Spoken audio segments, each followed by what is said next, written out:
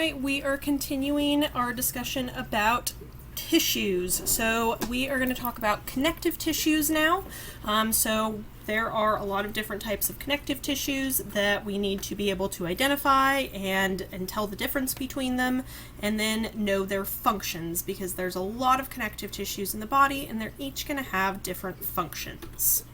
So connective tissues are going to involve cells that are dispersed in a matrix made out of something called ground substance. We're going to talk more about that in a little bit. There's going to be very, very large amounts of this ground substance present in connective tissues versus cells like the epithelial tissue that we just talked about, which is mostly composed of a lot of cells packed very closely together. This is a few cells kind of dispersed through this ground substance. And then we're also going to have protein fibers involved in these connective tissues. So in general, our connective tissues are going to support and connect different tissues and organs of the body, keep them together, keep them staying where they're supposed to. Some of our connective tissues are also going to offer protection. Some of them can transport materials, and some of them are going to be used as energy storage. So we can classify connective tissues in some different ways. And first, let's talk about these three very broad categories. And these categories are based on the characteristics of that ground substance and what types of fibers are found within that matrix made out of the ground substance. And so these three categories are connective tissue proper, supportive connective tissue, and then fluid connective tissue. So connective tissue proper can be further subdivided into loose connective tissue and dense connective tissue. This is what we see in things like tendons and ligaments, among other structures in the body. Supportive connective tissues are cartilage and bone, and then fluid connective tissues involve our blood and lymphatic fluid. So connective tissue proper has some different types of cells. So we have fibroblasts, fibrocytes, adipocytes, mesenchymal cells, macrophage cells, and mast cells. And then we have three different types of fibers that can be found in connective tissue proper, which are collagen, elastic, and reticular fibers. So connective tissue proper is, as I said earlier, we are going to be seeing a few cells interspersed through this matrix. And so in this image over here to the left, we can see this diagram showing some adipocytes. These are going to be fat storage cells, and fat is a great source of energy for our bodies. If we do not have enough carbohydrates present, that is going to be the next most preferred type of energy source for our body. So we do need some fat storage, both for energy reserves and for padding around certain organs. We also have these mesenchymal cells, and so those are going to derive from that mesoderm layer of the embryo that we've talked about previously. And so these mesenchymal cells are going to kind of be scattered throughout different tissue types, and they help supply the other cells with whatever they need to replace and repair after some sort of connective tissue injury. So something like tearing a tendon, either partially or completely, would be an example of where these mesenchymal cells are going to come into play and help out to repair that tissue. And then we've got some fibroblasts down here that you can see. These are going to help produce some of these different types of fibers that we're seeing in here. And then we see a macrophage over here and up here. Macrophages are types of white blood cells, and they are part of our immune system. So these are going to help with some pathogen detection and taking care of those pathogens if they find them. And then you can see we've got some different types of fibers passing through here. So elastic fibers, as the name implies, are going to be pretty elastic, so they're going to stretch. So we would see a lot of elastic fibers in certain types of connective tissues and less in other types, depending on the function. Collagen fibers can help with a lot of strength and stability. Collagen is found in a lot of different areas of the body, and it's really, really important. And then we've got reticular fibers. This helps again with some structural support for that particular type of connective tissue. And so altogether, these are going to help out a lot, but we are not going to find the same distribution of these different types of fibers in every single connective tissue. Right, so collagen fibers, these can be flexible, have a lot of certain types of strength, and resistant to stretching. These are found primarily in high quantities in ligaments and tendons because those need to be very, very strong and resilient and withstand a lot of pressure. And help hold connective tissues together even when our body's moving. The elastic fibers, again, are going to offer some stretching, so they have a lot of a protein called elastin, and so these are going to be able to stretch a lot more than those collagen fibers are, so we're not going to find these as much in things like tendons and ligaments because we don't really want tendons and ligaments to be super stretchy because they really need to mostly maintain their shape to keep bones linked together or muscles attached to bones. Elastic fibers, we find these a lot in skin, and then certain types of ligaments in our vertebral column that allow our spine to move. If we had too much tension in those ligaments, we wouldn't really be able to move our spine very well. And then those reticular fibers, these are seen in kind of a different arrangement. They kind of form this net-like structure, as you can see. These are going to be found in mostly certain types of soft organs like the liver and spleen. These are going to help anchor certain structures and cells and provide some structural support to the other functional cells and blood vessels and stuff like that. So different connective tissues are going to have different distributions of each of these fiber types and each of these cell types. Over here on the right, this is another histology slide. So this is actual connective tissue out of a real body that's been stained with special dyes. And so we can see some mesenchymal cells and adipocytes over here. So mesenchymal cells look way different than the adipocytes. And then we can see a fibrocyte over here as well. So loose connective tissue, this is adipose tissue. Again, adipocytes are going to be fat storage cells, so they're storing a lot of lipids as energy reserves. And this is, again, really, really important because we do need that energy reserve just in case we start running out of carbohydrates as our main source of energy. We have that reserve to fall back on. And then we also need some of this fat to help pad certain organs. So obviously your lungs and heart are partially protected by your rib cage, which is going to resist a lot of damage.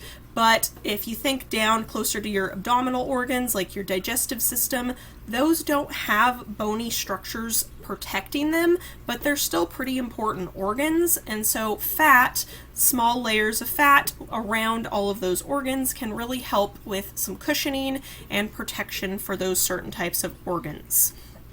So we do have different types of fat, so each of them is going to have slightly different functions. So there is white fat or white adipose tissue and then brown adipose tissue.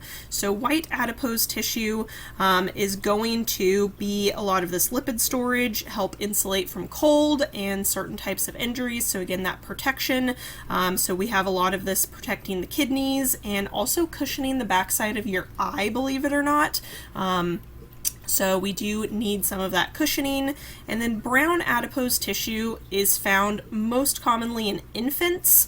This is where that term baby fat comes from. And so this is going to provide those infants a good source of energy reserves because obviously infants, babies, toddlers, they're growing pretty quickly, and so they need that extra energy reserve to help them out. And then as we grow and get older, basically we use up all of those fat stores in that brown adipose tissue, and we have very little of it as adults. We do still have some usually, but not that much. All right, so this connective tissue, as you can see, is a lot of adipocytes with a little bit of extracellular matrix around it, and not a whole lot else going on in this particular type of tissue. Areolar tissue is another type of loose connective tissue. So this is not very specialized connective tissue, actually. It contains all of the different cell types and fiber types that we've seen previously in that connective tissue proper, that first slide that we looked at there. And so we are going to see this kind of filling different spaces in between muscle fibers. It can be around blood and lymphatic vessels. It can help support certain organs in the abdominal cavity. It's also found under the epithelial tissue, both in our skin and on the surface of our organs, and actually can help form part of those epithelial membranes that we talked a little bit about in the previous video. So this is kind of a multi-purpose type of connective tissue that has a lot of functions throughout the body in different organs and different areas. So very, very unspecialized, but very important still. And so in this histology slide over here, you can actually see a lot of these different fibers seen in here. We've got some mast cells again and fibroblasts in there, but a lot of different types of fibers in there. And then in between all of those fibers and cells is that ground substance. And then we have another type of loose connective tissue, which is reticular tissue. This is kind of a mesh-like type of connective tissue, so it's going to have a lot of those mesh or net-like reticular fibers present. This is a supportive framework for soft organs like our lymphatic tissues, which includes the lymph nodes and our lymphatic vessels. This is also going to be found in the spleen and liver because those need certain types of structural support in order for them to maintain their shape. And so this is just a lot of reticular fibers and some reticulocytes scattered in there in between. There can be other cell types found in here, but the main components are reticulocytes and these reticular fibers mixed in around that ground substance. That brings us to dense connective tissues, which is another subtype of connective tissue proper. So dense connective tissues are going to have a lot more collagen fibers than loose connective tissues do. Again, collagen fibers are going to have a lot of strength and durability to them versus the other types of fibers that we've seen. So lots more collagen fibers is going to increase the density of these different types of tissues, and you can see that diagrammed here both in our graphical representations and our histology slides over here. And so we have regular dense connective tissue and irregular dense connective tissue.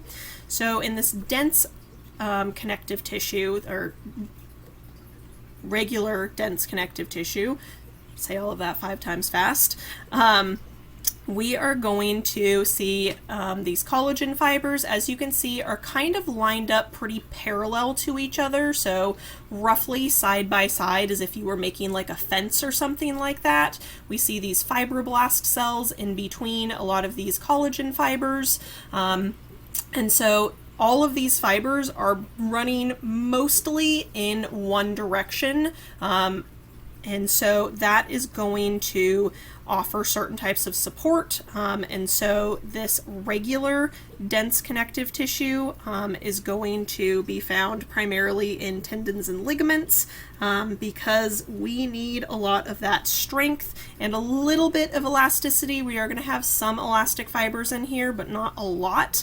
But if you think about tendons and ligaments, those fibers are always going to be running in a single direction rather than in multiple directions. So that's where that term regular comes from. This is pretty ordered in the way these fibers are lined up. And then irregular dense connective tissue, the direction of these fibers is very random, and you can see that diagrammed here. So not all of the fibers are going in roughly the same direction. We've got them kind of going in all sorts of different directions, and so we get these collagen fiber bundles all kind of running in different directions, different areas. We do still have those fibroblasts present to help produce and maintain this collagen. And this arrangement gives these tissues strength in all different directions rather than just one particular direction. And so for tendons and ligaments, because of the way they function, they're attaching, ligaments attach bone to bone, and then tendons attach muscle to bone. We only really need that strength in one direction in those particular structures because we're not going to be stretching them a lot in other directions. All right, if they get stretched in other directions, that's how we start getting tears in those structures. So if you think about, say, the calcaneal tendon, which is also known as your Achilles tendon, this anchors from your calf to your heel. If you bend your foot up and down, so flex and point your foot, that's the one direction that we need that strength in. And then if you roll your ankle, then that's putting pressure on that tendon in a different direction, and that can lead to tears because we are having those fibers arranged in only one direction. All right, so irregular dense connective tissue is going to offer a lot more support and strength in multiple different directions, and so this is going to be found in other areas of the body, depending, so we're not going to see those in tendons and ligaments, obviously. And so this can be found in things like the walls of really large arteries in our body, so like the aorta, where we could potentially be needing to have stretching in a lot of different directions simultaneously. We can also see this in respiratory passageways. So this is going to be found in structures that need to be able to stretch in different directions. In the next video, we're going to continue talking about supportive connective tissues.